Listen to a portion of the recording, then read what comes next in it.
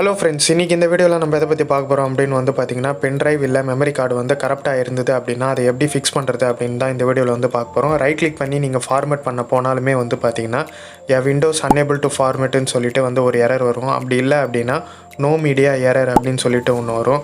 அதுவும் இல்லை அப்படின்னா உங்களுக்கு வந்து அந்த டிஸ்கே வந்து ஷோ பண்ணாது, பென்ட்ரைவ்ன்ற டிஸ்க்கு.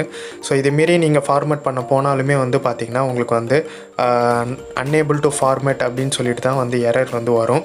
இதை எப்படி ஃபிக்ஸ் பண்ண வைக்கிறது, மறுபடியும் நம்மளுடைய பென்ட்ரைவ் இல்லை எஸ்எஸ்டி இல்லை மெமரி கார்டு வந்து எப்படி நம்ம வந்து ஒர்க் பண்ண வைக்கிறது அப்படின்றத தான் இந்த வீடியோவில் வந்து பார்க்க போகிறோம். ஸோ இது வந்து பார்த்துங்க, இப்போ ப்ராப்பர்ட்டிஸ் நான் வந்து உங்களுக்கு வந்து காட்டிடுறேன்.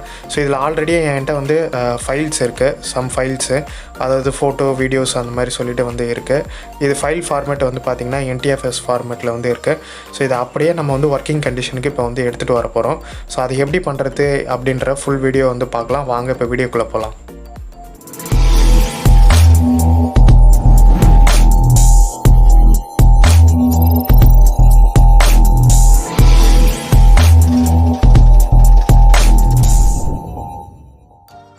ஃப்ரெண்ட்ஸ், இப்போ வந்து பார்த்திங்கன்னா டிஸ்கிரிப்ஷனில் உங்களுக்கு வந்து ஒரு லிங்க்கை வந்து தந்திருப்பேன். ஸோ அந்த லிங்க்கை கிளிக் பண்ணதுமே உங்களுக்கு வந்து இந்த மாதிரி கமெண்ட்ஸ்லாம் வந்து வந்துடும்.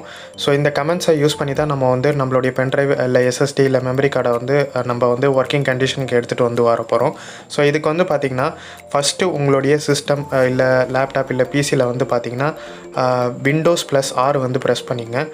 விண்டோஸ் +R ப்ரெஸ் பண்ணிவிட்டு CMD அப்படின்னு சொல்லிட்டு வந்து டைப் பண்ணிங்க அப்படின்னா உங்களுக்கு வந்து கமெண்ட் ப்ராம்ப்ட் வந்து ஓப்பன் ஆகிடும். அப்படி இல்லை அப்படின்னா விண்டோஸ் பட்டனை மட்டும் வந்து ப்ரெஸ் பண்ணுங்கள். அதில் வந்து பார்த்திங்கன்னா சர்ச்சில் கமெண்ட் ப்ராம்ப்ட் அப்படி இல்லைன்னா CMD அப்படின்னு சொல்லிட்டு டைப் பண்ணிங்கன்னா உங்களுக்கு வந்து இந்த இது வரும். ஸோ இதை வந்து கிளிக் பண்ணிங்க. இதை கிளிக் பண்ணதுக்கப்புறம் வந்து பார்த்திங்கன்னா டிஸ்க் பார்ட் அப்படின்னு சொல்லிட்டு டைப் பண்ணிங்க. இந்த இடத்துல ஸ்பேஸ் வரக்கூடாது, நல்லா நோட் பண்ணிக்கோங்க. டிஸ்க் பார்ட் அப்படின்னு சொல்லிட்டு டைப் பண்ணி என்டர் வந்து பண்ணிக்கோங்க. என்டர் பண்ணதுக்கப்புறமா வந்து பார்த்திங்கன்னா உங்களுக்கு வந்து ஒரு ஓகே கேட்கும். ஓகே கொடுத்துட்டு இப்போ வந்து பார்த்திங்கன்னா இன்னொரு டிஸ்பிளே ஓப்பன் ஆகிருக்கும், அதாவது இன்னொரு கமெண்ட் ப்ராம்ப்ட்டு.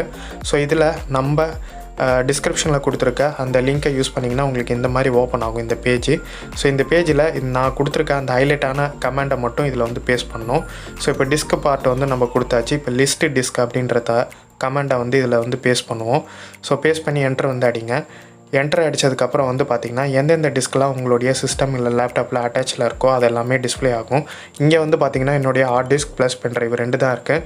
ஸோ இன்கேஸ் உங்களுக்கு SSD அப்படி இல்லை NVMe இந்த மாதிரி சொல்லிவிட்டு ஹார்ட்வேர் அட்டாச்மெண்ட் நிறையா இருந்துச்சு, அப்படி இல்லை இன்னொரு பென்ட்ரைவ் எக்ஸ்டர்னல் ஹார்ட் டிஸ்க் இந்த மாதிரி சொல்லிட்டு இருக்குது அப்படின்னா உங்களுக்கு வந்து இங்கே வந்து ஷோ பண்ணும். இப்போ என்னுடைய கேஸில் 2 டிஸ்க் தான் வந்து கனெக்ட் ஆகிருக்கு. இப்போ வந்து பார்த்திங்கன்னா டிஸ்க் 1 தான் வந்து என்னுடைய பென்ட்ரைவ். இதே வந்து பார்த்திங்கன்னா இந்த இடத்துல டிஸ்க் 2 கூட உங்கள் பென்ட்ரைவாக வந்து இருக்கலாம். அதனால் கண்டிப்பாக வந்து செக் பண்ணிக்கங்க. இது வந்து பார்த்திங்கன்னா இப்போ வந்து பார்த்திங்கன்னா 28 GBன்றது தான் வந்து என்னுடைய டிஸ்க்கு, அதாவது பென்ட்ரைவு. இப்போ இதை தான் நம்ம வந்து ஒர்க்கிங் கண்டிஷனுக்கு எடுத்துகிட்டு வர போகிறோம். ஸோ இன்கேஸ் நல்லா பார்த்துட்டு செலக்ட் பண்ணுங்கள். செலக்ட் டிஸ்க் 1ன்ற அந்த கமெண்ட்டை வந்து காப்பி பண்ணி இப்போ நான் இதில் வந்து பேஸ்ட் பண்ணுறேன். இப்போ வந்து பார்த்திங்கன்னா அந்த டிஸ்க்கு வந்து நமக்கு வந்து செலக்ட் ஆகிடுச்சு. இங்கே கீழே பார்த்திங்கனாலே தெரியும் disk 1 is now the selected disk அப்படின்னு சொல்லிட்டு வந்து வருது. இதில் வந்து பார்த்திங்கன்னா க்ளீன்ன்ற கமெண்ட்டை மறுபடியும் எடுத்துகிட்டு வந்து இங்கே வந்து பேஸ்ட் பண்ணிக்கலாம். இப்போ மறுபடியும் என்டர் அடிக்கலாம். என்டர் அடித்ததும் பார்த்திங்கன்னா இங்கே சக்ஸஸ் அப்படின்னு வந்துடுது. மறுபடியும் இப்போ அடுத்த கமெண்ட் போகும். ஸோ இது வந்து பார்த்திங்கன்னா டிஸ்கிரிப்ஷனில் லிங்க் கொடுத்துருக்கேன். இந்த ஹைலைட்டை மட்டும் காப்பி பண்ணுங்கள், வேறு எதையும் காப்பி பண்ணாதீங்க. டாட்டு எக்ஸ்ட்ரா இல்லாத அதை மட்டும் காப்பி பண்ணுங்கள். கமெண்ட்டை மட்டும் காப்பி பண்ணி ஒன்றா இதில் பேஸ்ட் பண்ணுங்கள். இப்போ க்ரியேட் பார்ட்டிஷன் ப்ரைமரி அப்படின்னு சொல்லிட்டு இந்த கமெண்ட்டையும் நான் பேஸ்ட் பண்ணிட்டேன். இப்போ இதுவும் சக்ஸஸ்ன்னு சொல்லிட்டு வந்துடுச்சு. இப்போ அடுத்த கமெண்ட்டாக வந்து பார்த்திங்கன்னா அந்த பார்ட்டிஷனை வந்து நம்ம வந்து ஆக்டிவேட் வந்து பண்ணணும். இப்போ அந்த ஆக்டிவேட்டுன்ற அந்த இதை கொடுத்துட்றேன். இப்போ பார்த்திங்கன்னா அது வந்து பார்ட்டிஷன் வந்து ஆக்டிவேட் ஆகிடுச்சு. இப்போ இந்த பார்ட்டிஷனுக்கு வந்து பார்த்திங்கன்னா நமக்கு வந்து செலக்ட் பார்ட்டிஷன், இந்த பார்ட்டிஷனை செலக்ட் பண்ணி நம்ம வந்து ஃபார்மேட் வந்து பண்ணுற மாதிரி இருக்கும். இப்போ இந்த பார்ட்டிஷன் இப்போ க்ரியேட் பண்ணோம்ல அந்த பார்ட்டிஷனை இப்போ செலக்ட் பார்ட்டிஷன் 1 அப்படின்றத இந்த கமெண்ட்டை வந்து கொடுத்துப்போம். ஸோ இப்போ இதை வந்து நம்ம வந்து ஃபார்மேட் வந்து பண்ண போகிறோம். ஸோ இந்த ஃபார்மேட் வந்து பார்த்திங்கன்னா FAT32 சில பேர் வந்து போடுவாங்க, அப்படி இல்லைனா NTFSவும் போடுவாங்க.